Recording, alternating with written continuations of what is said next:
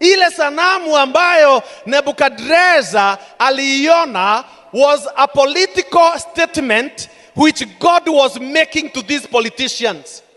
Mungu alitaka kuongea na hawa viongozi wa dunia, awajulishe kuhusu serikali zitakazofuata, awajulishe mpango wake wa baadaye, awapatie kalenda, ratiba ya Mungu. Unabii ni kalenda ya Mungu anayopatia watu wake. Unabii ni nuru inayomulika gizani, ni nuru ya matumaini.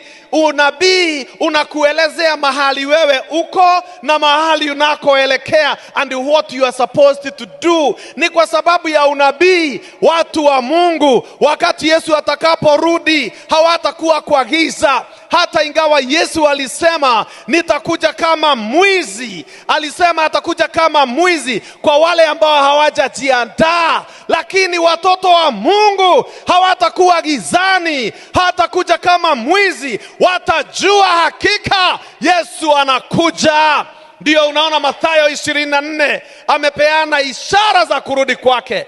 Anasema ya kwamba kabla sijakuja watatokea manabii wa uongo. Kabla ya kuja kwangu kutakuwa na vita na matetesi ya vita. Kabla ya kuja kwangu kutakuwa na tetemeko la ardhi. Kabla sijakuja injili itahubiriwa katika dunia yote.